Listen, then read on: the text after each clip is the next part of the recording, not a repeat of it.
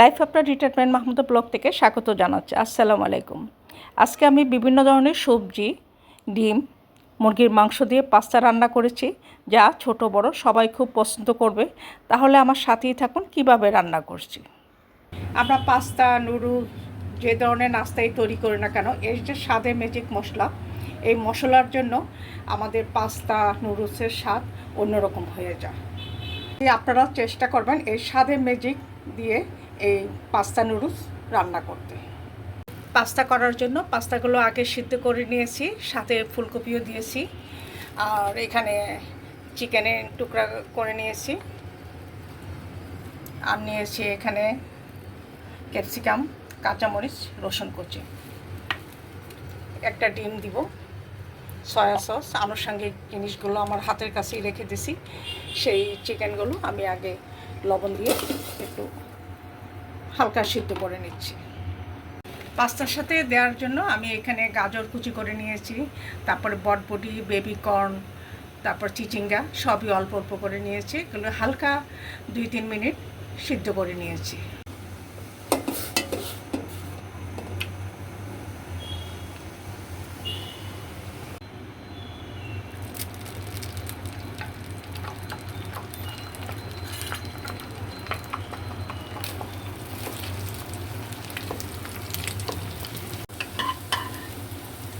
প্রথমে ডিমটা ভেজে আমি আলাদা করে উঠিয়ে নিলাম।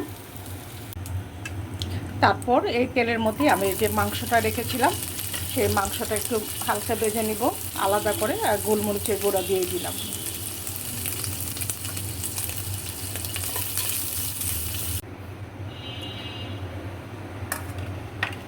আমি এবার তেল দিয়ে তার মধ্যে রসুন কুচি দিয়ে দিচ্ছি।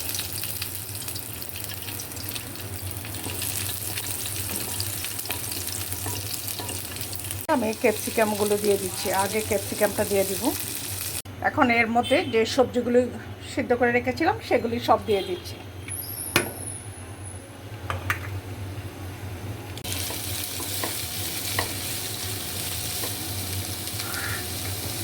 এর মধ্যে আমি এখানে সয়া সস দিয়ে দিচ্ছি, অনুমান করে দিয়ে দিলাম, আর 1 চা চামচের মতো গোলমরিচের গুঁড়া দিয়ে দিচ্ছি।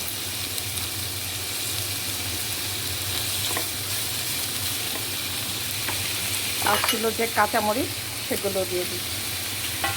এখানে আমি আলাদা করে সাদা লবণ দিচ্ছি না, প্যাকেটের সাথে যে লবণ থাকে সেটা দিয়ে দিচ্ছি।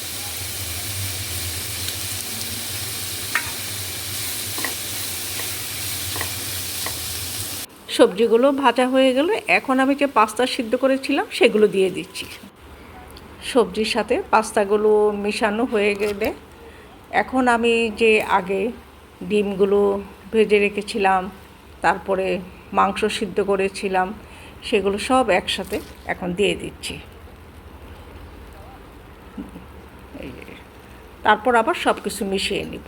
আরও কিছুটা সয়া সস দিয়ে দিচ্ছি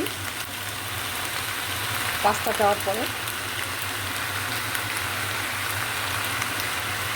আমরা পাস্তা, নুডলস যে ধরনের নাস্তাই তৈরি করি না কেন, এর যে স্বাদের ম্যাজিক মশলা, এই মশলার জন্য আমাদের পাস্তা নুডলসের স্বাদ অন্যরকম হয়ে যায়।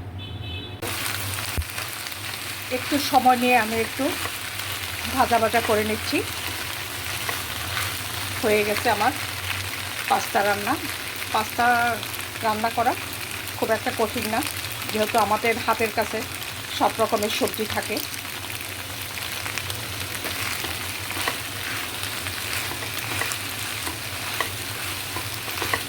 আমি জানি আপনারা সবাই পাস্তা করে থাকেন, তবে এক একজনের রান্না ধরন এক এক রকম হয়ে থাকে।